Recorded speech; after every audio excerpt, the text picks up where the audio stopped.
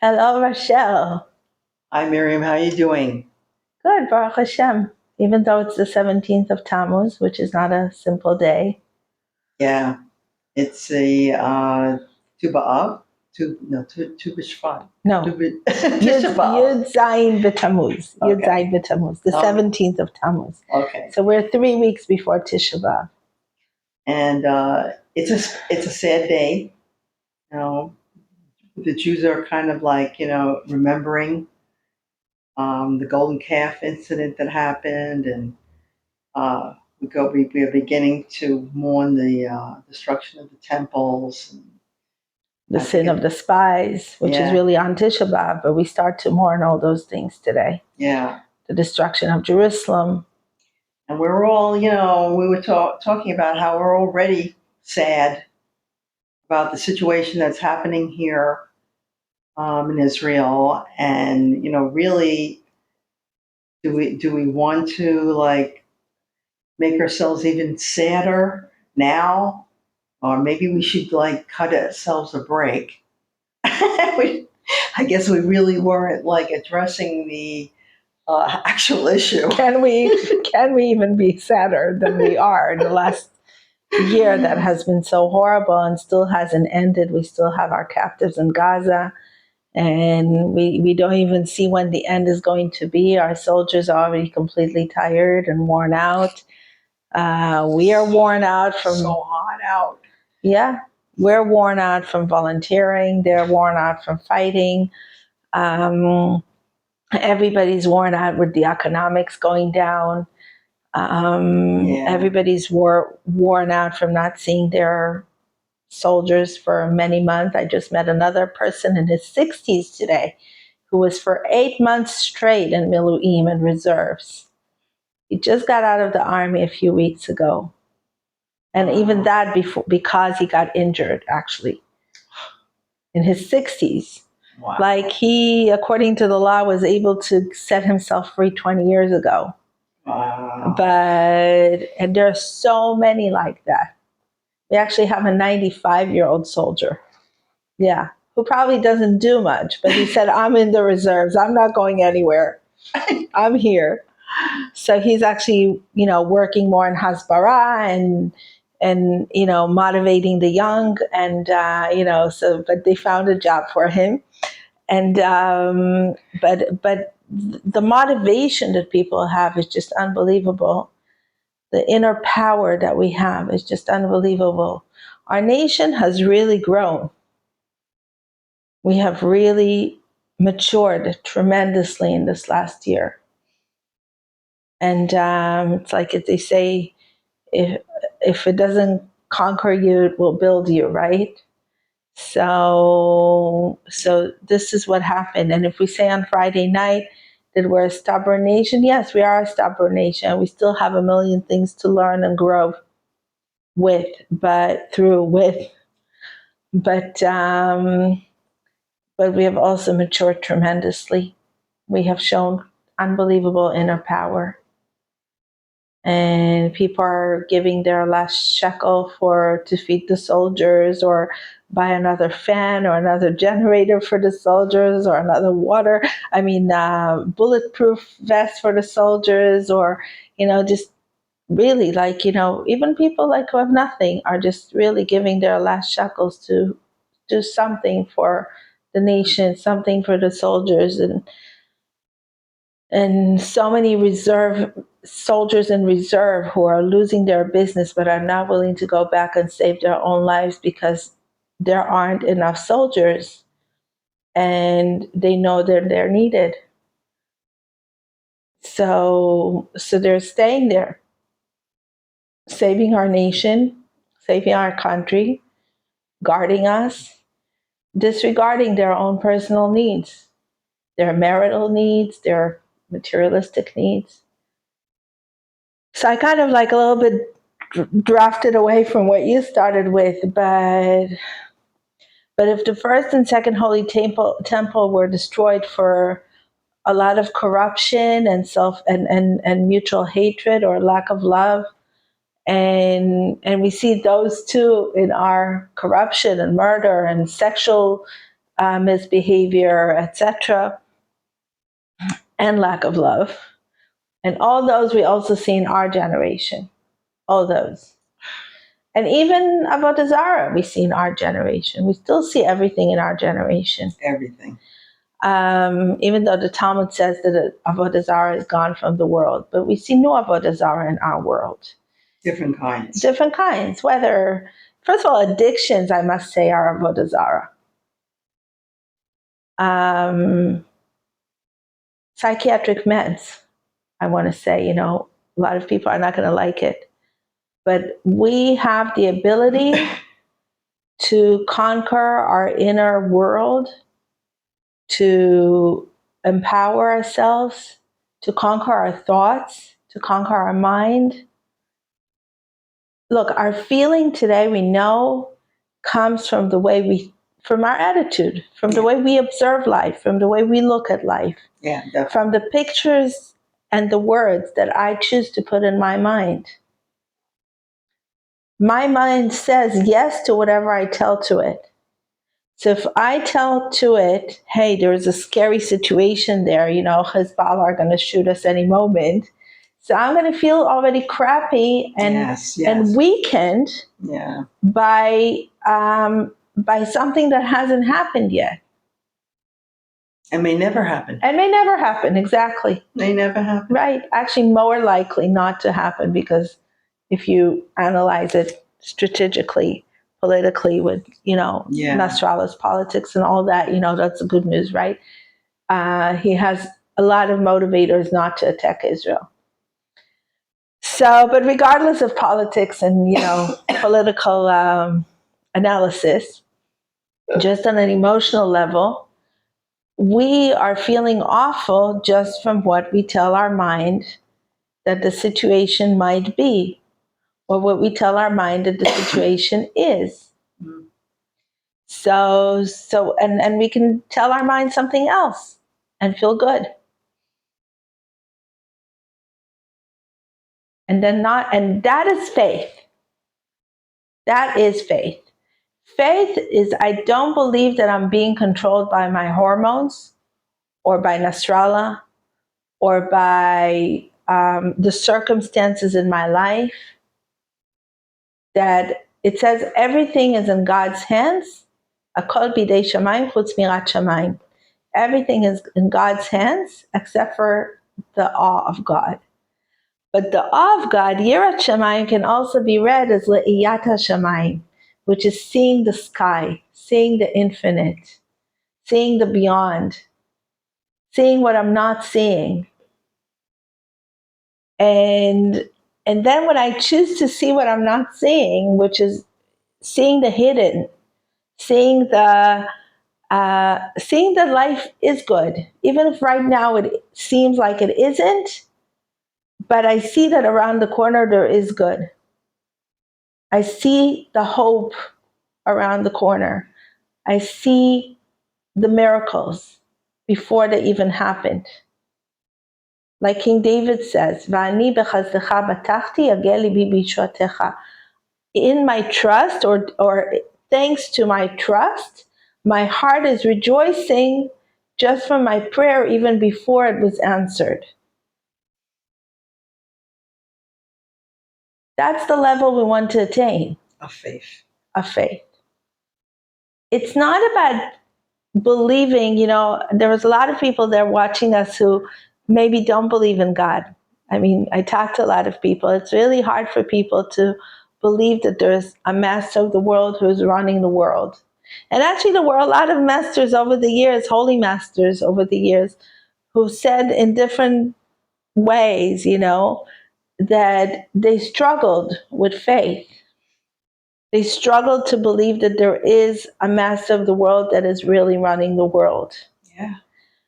And during the Holocaust and much before the Holocaust, and there's a beautiful story about Reb Levi Yitzchak of Berdichev, who once said something really audacious.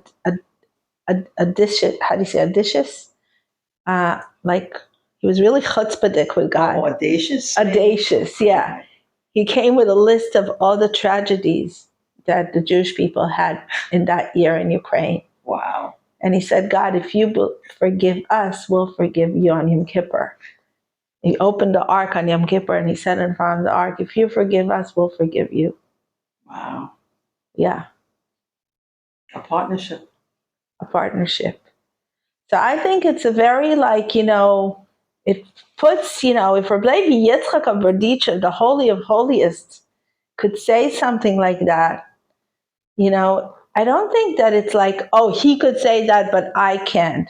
No, I'm probably on a much lower level than he was. Right. So if he said such things, obviously we can come to Hashem and say, listen, the things that we have watched this year, like the horrific things that our brothers and sisters went through on October 7th, and it's like, God, we really want some answers. We really need some answers to believe that you're really overlooking this. I'm sure a lot of people are saying that. Right. But one aspect of God or of our faith, we can definitely attain. And that is what I started saying before, seeing the sky. Not just the awe, not just the awe relationship with God, but the relationship of, I want to believe in miracles. I choose to believe in miracles. I choose to believe that there is something that I don't see. I choose to believe in infiniteness, which is one of the names of God, is Ein Sof. We call God Ein Sof, the infinite power.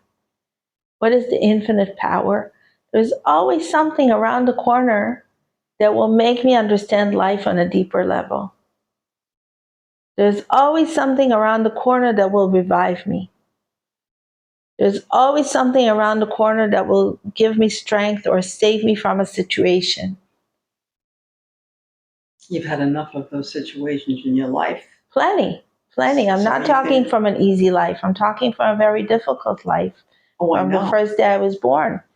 So, would really, really not the average trouble, that a kid goes through. Right. So, and also as an adult, I haven't had an easy life. You know that there's a lot of people I've met in Israel that have come from very, very difficult homes. Situations in their homes are very challenging. Right. And they go through periods where their families are separated from each other and they have to work their way back.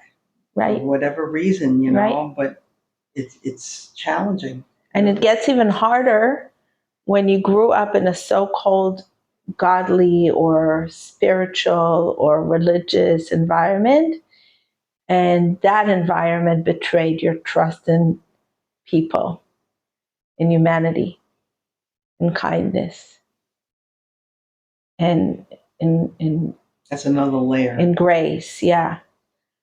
Oh. And that becomes really, really hard then to believe that there's goodness in the world. Right? And then if there's no goodness in the world, why should I be good? Right? I should just take care of my Dalit Amod. I should just take care of myself. And a lot of people feel that way. Right. But it's not the way to recreate the world. It's not the way to recreate the Holy Temple. It's not the way to exactly. It's not the way to address the world's problems. No. It's like, but you can see that the amount of effort that we put in, like the level of miracles that's happening, that God's controlling and doing around the world. Right. Like, wow. Right. Wow.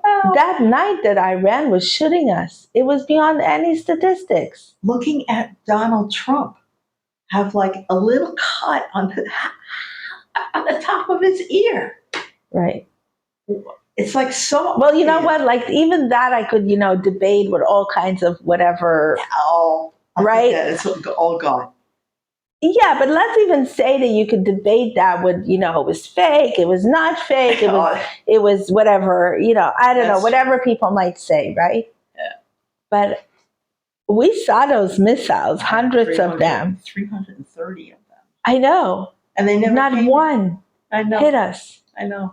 Well, one, in the middle of the desert, That was it. Yeah, that was it, and the pilots and everybody said that it was beyond any statistics. Nobody thought for a second that the Iron Dome or the pilots can defeat all those missiles. It was the weirdest thing. So God showed us that night, and people were sitting here 2 more hours, 1 more hour, half an hour till they get here, 10 minutes till they get here. And then nothing. And then nothing. Right? And then all of us, I'm talking to people all the time, all of us, how many miracles we've seen, in our personal lives, how many times we were saved from medical situations, how many times we, pregnancies were saved, or, babies, or financial situations that were saved, or, car crash, whatever, everybody's telling so many stories of how they can't believe how their lives were saved in so many different ways. I saw it in my life numerous times, in financial areas in my life, in medical areas in my life, and almost losing my child, and the doctor coming out and saying, he said to me, "I'm a complete atheist, but I can't explain how your child is alive except for a miracle." Wow. Yeah. Which one? Abraham. Your kid? Yeah. That's incredible. Yeah. Look, he's handsome and smart and caring and so many stories I hear from people all the time, and from myself, and it's like, so why do we forget it? Why is it so hard for us to tap in, like King David teaches us all the time? He taps into the miracles he had to draw strength to believe in the next miracle as well. Like, I don't know. King David was the most mindful, positive energy in the world, and that's what he left for us to draw strength from there and to become that way. And one of the things I hear from people, well, I'm not King David. No, okay, fine, me neither. But he left us an inspiration. All our sages and all our forefathers have left us an inspiration. And we go in and out on Hashem throughout history. But the idea is that we go with our 2 legs in on faith and not move from there. I don't know. All I know that is when I look internally, okay, that it's a process. It's almost like cement that's slowly hardening all the time. And then, somehow it gets simpler. Right. It's like, I don't know why. It gets simpler. And people are just talking about what's really important. And it's human relationships and experiences and amazing things people have done for each other. And fixing family relationships. Yeah, it's like we have that energy is available to us. Right. And maybe we had to get desperate enough to be open to it. I don't know. Certainly. That's one of the things that really hit me hard this year, is that we ask, how come there's no peace amongst our nation? Or how come there's no peace between us and other nations, or in general between nations? Yeah. But there's so many families who are not talking to each other. So, it's like, when you have families who are not talking to each other, how can you expect nations or enemy nations to talk to each other? So maybe we need to start small. I think that there are definitely people that are trying to heal their family Right, relations. I right, mean, right. It's I, hard, but we should keep it in our mind. I think that also people are trying to be more understanding under the circumstances and give people a longer rope. Mm, You know, beautiful. I get that impression. Yeah, Like more people talking to each other on the streets, and there's just more emotional support. I think right, that more emotional support. right. The other thing that I really see strongly is that our television has matured spiritually. Really? Like the kind of reality shows that are happening in Israel and Hebrew these days Yeah. are on so much on higher level than it used to be. We still I have can't enjoy that again. I know, but there's still so much junk, but there's so much good stuff happening. Well, that's good. There was a show about called 1 to 1 Million on miracles that are happening to people. And then there was another show on miracles that happened on October 7th to people, like a whole series of them. Really? Yeah, yeah, Oh, yeah. that must have been cool. Yeah. And then there's actually they're looking now to bring people to a show about couples. If anybody's interested, I'll give you the contact. Send me your number below or something, email. Uh, they're um, they're they're looking for couples who've almost divorced or divorced and got back with each other or almost separated, and what saved their relationship. Yeah, Oh man, I'm sure people would love to see yeah, that. yeah. There are like so many. Oh, and then there's like the highlight of it all, I think, Mm. is the show that is called We Shall Meet Again, like Odni Pagesh, which is the show that helps people reunite after they've not couples, Really? families, brothers and sisters, parents and children. Yeah. Yeah, yeah. So there's so many shows that are bringing like so much light into the world, which shows that our television is also maturing. And if our television is maturing, if they're able to sell those shows, it means that people matured. Yeah. It means that the people are finally looking for something on a higher level. They're not willing to settle for all the junk that used to be on television. I think all the way around the world, people are realizing that the way of life is changing. It's not Right, going to stay the way it's been. right. We're growing. That's, I think, the good news. And the population is changing, and Right, a lot of changes. right. We're evolving, we're maturing, we're spiritually growing, and we're becoming deeper and hopefully a bit wiser. And I hope so, because the next generation really needs, support. Or I think they're going to be wiser. They will have experienced the depth of emotion and connection that we didn't. right. Also on a Jewish level, people are coming back to Judaism big time. All the big Aliyah trips. So many people are coming back to Israel. So many people are coming back to Judaism. Yeah.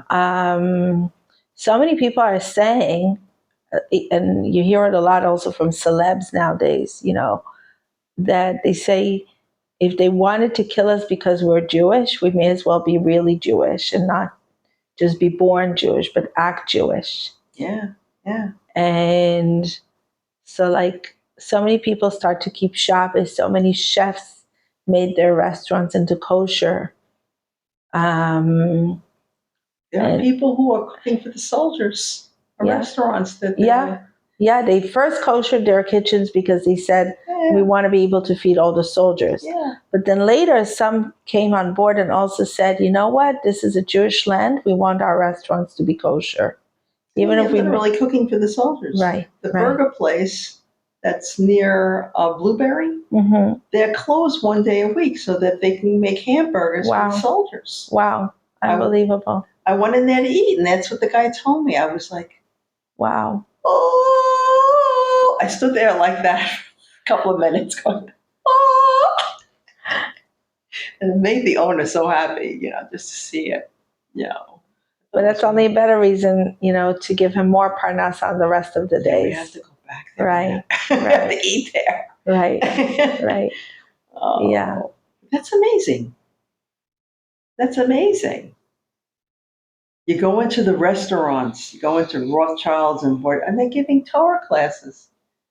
They're having Torah classes. What restaurants do you go to in the United States where they're having Torah classes in the restaurant? Right. It's incredible. Right. And this is considered to be a secular town. Yeah, and some lady came over and thanked us for, bringing Torah into the restaurant. Like, okay, that's great. It's like somebody said Tel Aviv is the most secular town in Israel. Mm. So the Rebbe of Tel Aviv, Rabbi Lau, may he have a long life, said, how can you call a city with 700 synagogues a secular city? 700 operating synagogues. I'm not talking about all those that are closed and that are ruins, and I don't know how many hundreds of those they have there. Wow. Yeah. Wow. They beat us by 7 times. Well, they're also a bigger city, but it's not such a big city. Man, yeah. That's great. Yeah. Yeah. No, they beat us by like 70 times. I thought we had 110 synagogues. We have 110 synagogues here? Really? Wow. And now, like you walk by, there's a lot of buildings that have services inside the lobbies and in the old age homes. Unbelievable. And this is also considered to be a secular town. Yes. And we have 110 synagogues. Yes. For what? 60,000 population. Unbelievable. Yeah, you see it when you go out on Shabbos morning. You see all these people going to shul. Right. Right. So we're coming back to our heritage. We're coming back to our culture. We're coming back to the root of our soul. I think so. Yeah. As painful as it is, but something is happening. Oh, yeah. It's cooking. I think that's where I take the joy from in those days. Like people say, how can I live through those 3 weeks? They're so hard. I mean, already the whole year. No new clothes. No new clothes. Right, exactly. No new clothes. Don't go partying. Don't go this. Don't go that. And how can we live through it this year? No contracts. No new houses. Right, right. Mm. But so on one hand, yeah, there's that idea that the deen is the judgment is the energy of judgment is much stronger in the world. Yeah. So you don't want to sign a new contract on the 3 weeks because you want to bring down a good energy into your contract. And you want to, in a way it could be, if you lose the contract this 3 weeks, maybe it was a sign from God that it happened on those 3 weeks. So it's better that you even lost that deal, maybe. Probably. Right. To come up with something better. Exactly. But other things that give us joy, contract is different, contract a house. Yeah. But other things that give us, strength and joy, like music or going to the beach or all those things, and like I asked myself, first of all, I think this period of time is a great training for ourselves to ask ourselves, so how much do I use all those other things that I so eagerly want on those 3 weeks? How much do I really use them the rest of the year, or am I really being mindless of them? Yeah. And taking them for granted and sitting at home depressed, watching a stupid video on my phone or a smart video on my phone, doesn't matter, and instead of going out there into the world and doing something that will really fill up my heart with, better energies and oxytocin and healthy dopamine and whatever, and get rid of the cortisol in my blood, right? So like, it's really like when I take something away from you, you get to appreciate it later much more. So that's like one thing that I think about the 3 weeks. It's like, it's a good opportunity to say, let's take away something from myself so that I can really remember the rest of the time to use those things that are so essential in my life. Then on the halachic level, on the other hand, first of all, it's for Sephardim are the ones who are much more makbid on all those things. Ashkenazim are much more, free on everything. But whether you decide to keep halacha, whether you're Sephardi or Ashkenazi, whether you decide that you keep halacha in that way or that way, But you should also know that you can keep, um, you can also, think that it's, sorry, I lost my line of thinking. Halakha. Yeah. So whether you keep halacha this way or that way, Yeah. you can also think to yourself, or allow yourself to listen to music halachically. If you say to yourself emotionally, I can't do it, right? If you're really that kind of a person that always listens to music, not just all of a sudden in 3 weeks, but really, like my brother, right? Like your music, sane. exactly, and it keeps you sane. Then halachically, even if you're really observant and not listening to music under 3 weeks, yeah, and obviously this time is more depressive for all of us than any other time. I mean, the last few years. So from all the last few years, so this is, if you're really listening to music all the time and those 3 weeks are so difficult for you that it will keep you sane, you're definitely allowed to listen to music even if you halachically usually wouldn't. So that's one thing to remember. So humanity is always humanity at the base of Of Judaism. halacha. Yeah. Totally. Always humanity. Totally. It's not about making you like suffer and let's see how miserable. Let's see how miserable we can make these people. Exactly. It's yeah. not like that. There's a beautiful story about one of the rabbis who a woman came to him, the Rebbe of Haifa, about 70 years ago, 80 years ago, something like that. A woman came to him with an egg to ask him if she could use the egg with the blood in it. Oh. And he set her down and he brought some coffee and cake, started asking her, how are you? Where did you come from? Turned out she walked a couple of bus stops, and she has, I don't remember how many kids. And he says to her, at the end, you can use the egg. Now, everybody knows that you can't use the egg if the red is in the yellow. Yeah. You don't need a rabbi for that. No. Right? Anyway, when she leaves, the wife asks him, why did you, like with me, everything is no, no, no. And with her, it's like, something that is so obvious, you allowed it. Said, listen, she walked a couple of bus stops to ask me about this one egg. It's probably the only egg she has. We have another egg.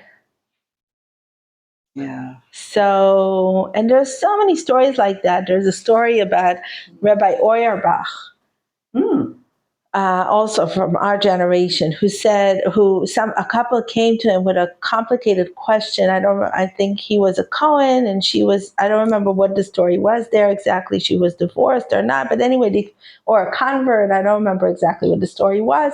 Yeah, she was a convert, I think, and they couldn't get married and blah blah blah, and Rabbi Auerbach was sitting there trying to break his head how he can, solve this problem and allow them to get married. And at some point, he was just not finding any way out. They started crying, and he started crying with them. And they just sat there crying together, the three of them.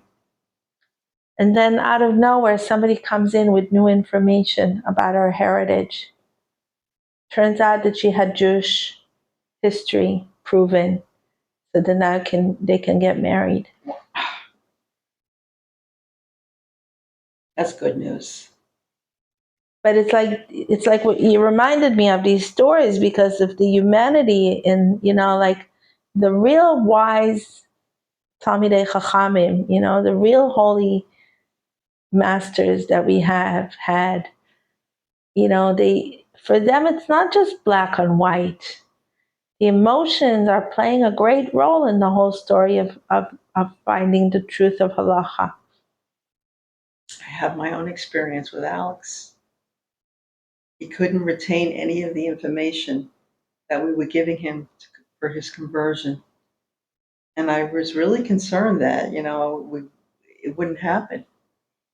And everyone was telling us how we didn't have a kosher marriage. And It's like we weren't married, and then we went to the Beit Din, and finally, after I don't know how many months, it was like just say the Shema, and Alex was able to say the Shema, and they converted him. Right. Right. And it's not like they thought, he was going to now cook in your kitchen or whatever, that he needed to know all the details, Or he wasn't having kids. Exactly. Right. Yeah. Or other issues. So the importance was to give you a Jewish marriage.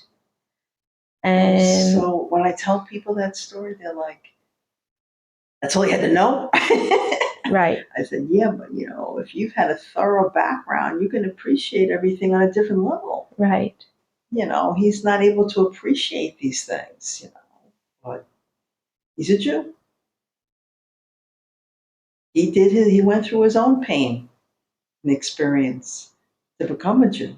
And I guess in Hashem's eyes, that's all that was necessary. Right. And he devoted himself on so many different levels that even if cognitively he wasn't able to show his devotion to Hashem through his knowledge, but through his body and through his actions, he showed his faith and commitment to Hashem on the level of Abraham Avinu, not less. So this is what we mean by miracles and humanity, showing humanity how important that is. And I get like a little peek of what's going on behind the scenes in this country. Not all the same. There's a lot more humanity between people than people know. Tell me more. More humanity? Tell me what you see. Wow. I see that people are communicating more from their hearts. Get together with 3 women yesterday, and we all spoke from our hearts. And people's faith is growing, and under the circumstances of the way they're living, they're speaking about Hashem and being Jews with more love than before. You would think it would be just the opposite, but it's not. People are expressing their gratitude that they're living in amazing apartments that don't even cost maybe 25% of what it would cost to be in the United States. And if not, they're getting like support from the government. Now, I'm just telling you that my experience. I don't know, everybody else may not be having the same experience, but for me, I see that people are elevating through this experience, that they're more real and more caring. People call up and check, and I think that I'm alone and I'm lonely, and I speak to Hashem, and I go, I'm feeling alone and lonely. And Hashem has people call me, and stories open up and pathways open up. And I realize I have to open up. I have to go do something. But all this is speeded up. It's all speeded up now. It's like we're in a war and there's no time to play around anymore. We have to stop being humane to each other. Every time I see the soldiers on the street, I want to give them all a hug. And I think I could get away with that. I finally have come to that age where I could get away with that. And we have some pretty handsome soldier, you gotta say. Oh, I know. I'm going to go pinch a few cheeks. So these are the things that I'm seeing. These are the things that I'm seeing. And I would like to be able to give other people that experience, allow themselves to have that experience. Is that good enough? That's beautiful. Thank you. Thank you for letting me see it through your eyes. All of us. Letting all of us see it also through your eyes. We're all moving forward to something really good and really special. Like sometimes we lose faith. I know I do. I'm like, I don't know if it's going to be worth it. But somehow then all of a sudden I realized it's going to be amazing. And that's what we're promised. Yeah. And the thing is that when we do lose faith for a moment, it's not that we owe our faith to anyone or anything. It's not like we're doing God a favor by having faith or by having a positive attitude. We're doing ourselves a favor by having a positive attitude and faith and reprogramming our mind to think in good pictures and in good visions.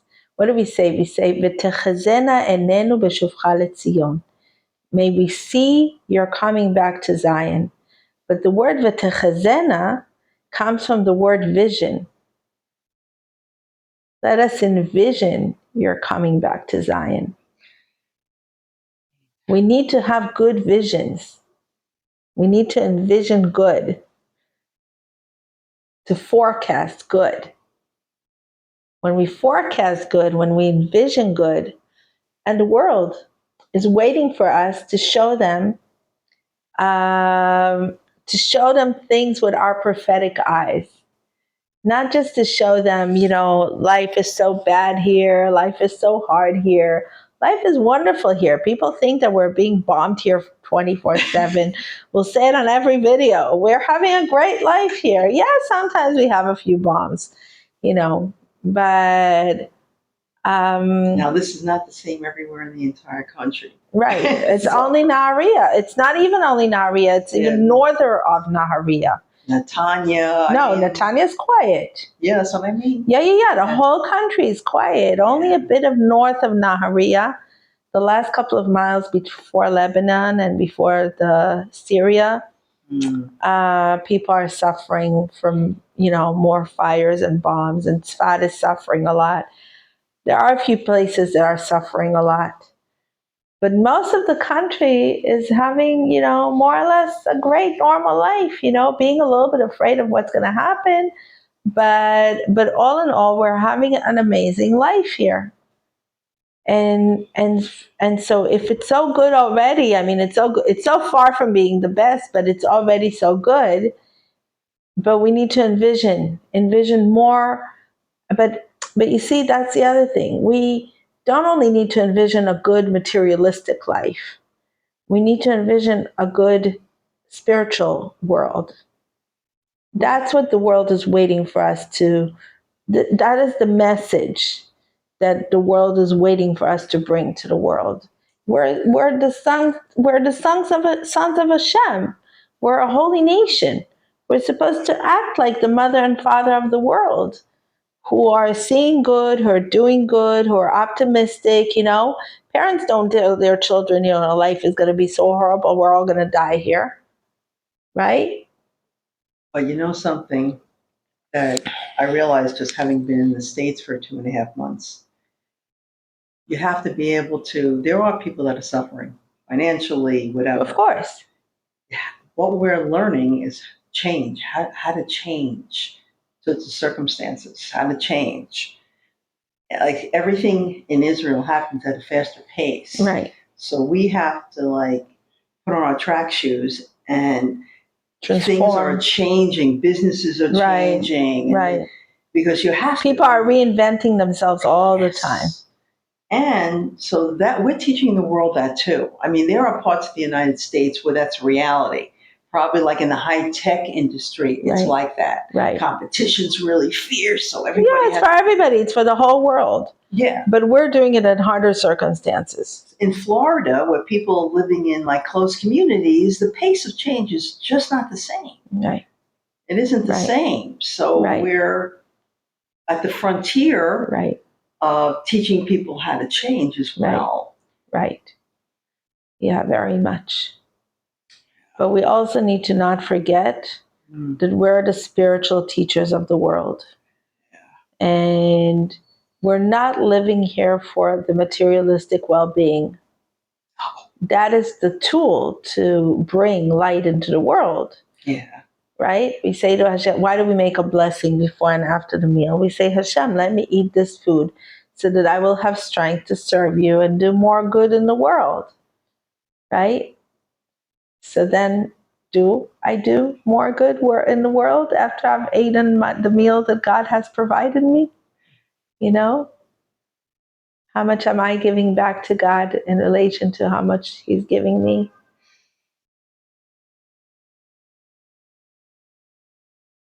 To the world, It's all good. right? And it's not about beating yourself up. I'm not talking from a beating myself up place. No. Just from a place of like simple, you know? Yeah. Sometimes I can also say, you know, I need to just sit around and bum around and, you know, go to the beach and whatever. I did that today. Have a coffee with a friend, whatever, you know, Yeah. sit on my couch. But sometimes I need to ask myself, do I do enough for the world? We don't have a choice, really. We need maximum performance. We really do. We need maximum. If we want this world to be at maximum, Yeah. um, And best. these are our kids and our friends' kids and you know, it's Listen, personal. Right, right. The Jews were always about excellence. Yeah. And the excellence that we have brought up the previous generations was sometimes harmful to our children and to us. I know I grew up in a Russian family. I know how harmful that excellence, Striving. mentality was. But we also shouldn't forget about it. As you know, we should balance it. Yeah, I know. To a healthy level. Yeah. But listen, we used to be on the third place of mathematics around the world. Now we're on the 35th place in the world. And I hate to say it because recently there was a new statistics that said that it's because of our cousins here that are because there are so many of our cousins that are here that they have brought us down in the worldwide statistics of excellence and academic achievements. Yeah. And the thing is that because they're like they want to, what's the word? I forgot the word in English. They want to give like fair chance to everybody. Yeah. So they've lowered their standards. So now it's easier, this is ridiculous, it's easier for an Arab to get into medical school than it is for a Jew. If you were wondering why in the hospitals you see so many Arabs and much less Jews, that's why. Well, you know, we did that type of thing in the United States where people were given more leeway because of their ethnic background, right? Right? That happened in the United States. So instead of bringing the world and telling everyone you want, like, what did they do? Why did the Jews were so excellent? Because back in the days in Russia and Europe, all over Europe, but in Russia, you know, I know it from Russia. In Russia, for example, in every academic class in the university, there were 2 spots for Jews. That's it? 2 spots. Yes. If you weren't the top of the top, you would not get into the university, period. So, it was the exact opposite of what we allowed to happen in Israel. And then we're crying that our hospitals are being taken over by them and the academics is being taken over by them and our academic achievements are sinking.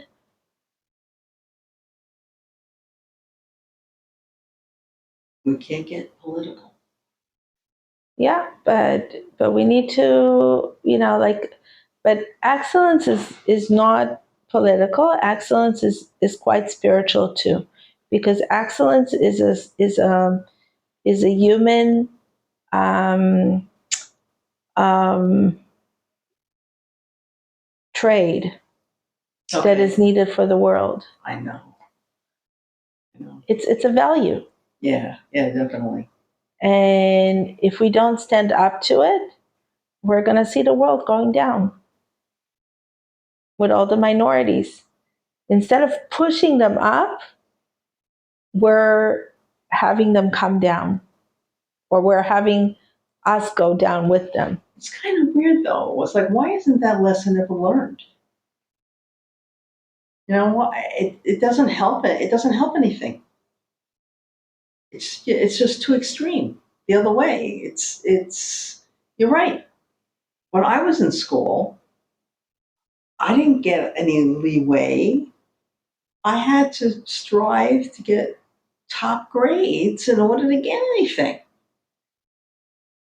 I had to. Right? Right? I'm glad. I'm glad about it. Because but it made you who you are. yeah, and why not give other people the same opportunity? Everybody should be pushed to strive towards excellence. Right? Right? Whoever So because you you want to be a doctor, our whole medical system should go be lower no, because you want to become a doctor? that doesn't make any sense. That's the way it is. I don't really understand it. Just like add to the list of those things that we don't understand. Right. But we allow them to happen. We do. And I think we allow them to happen with ignorance. I think we allow them to happen with overlooking things. Yeah. We allow them to happen by not being mindful of what's happening in our land. Mm. We could be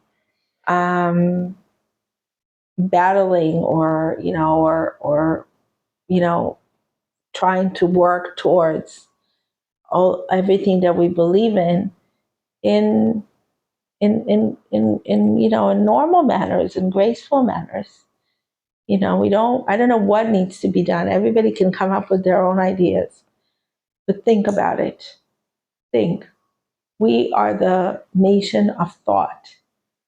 This is what the number one thing we are: the nation of thought and the nation of book. Think tanks. Think tanks. And we need to go back to that. We need to re-empower ourselves and our children to be that again. And to give it, the rest of the world is already also, has advanced in it. I can't even say give it to the rest of the world because the rest, we're all struggling on it, us and the rest of the world. But you would probably. And we need to become a little humble also because sometimes we think, oh, we need to give it to the world. We gave this to the world. We gave that to the world. And that actually makes us go lower. Talk about, no politics, but spirituality. When you're not humble, you go down. There are a lot of Norwegian countries that really know how to, maintain excellence in their countries. Right, right. And quietly taking care of their citizens and. Right. Changing their educational system, changing their psychiatric system, like in Finland and Sweden, for example, changing their medical system in different places. Yeah. Yeah. Yep. So. Yeah. We all have our part to play in Kula. Yes. We all have our parts to play. And so we could be asking, where is God? Mm-hmm. Or we could be asking, where is the godly part in me that will be that will be the piece in the puzzle that will make God greater in our world. Man.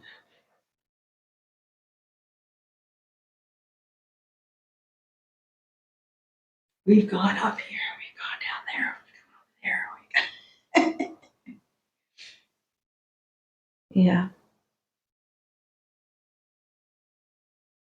Don't forget to press the subscribe button. And the like, if you liked it.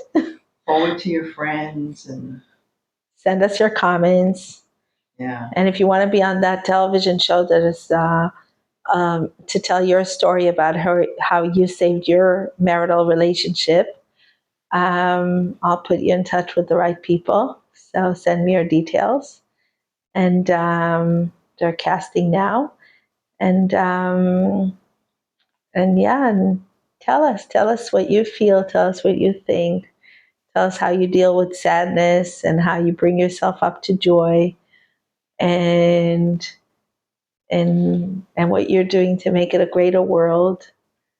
And maybe not fast on Tisha B'Av. May it be already like it says in the Talmud that Tu B'Av and the Tisha B'Av and the Tu B'Av and Yom Kippur will be the greatest days of our lives. That Tisha B'Av will, it says that the Mashiach is born on Tisha B'Av. So may it be may redemption even come before then. Today it says Ayomim B'Kolot Yishma'u. Today, if we will hear God's voice. When is Mashiach coming? Today, if we hear God's voice. So what are we looking to hear? This is actually, Tammuz is the fixing of hearing. So what do we need to hear? We need to hear each other's cry. We need to hear each other's heart. When we hear each other's heart, it will be a better world. It will be a good world. It will be a redemptive world, redeemed world. See you later.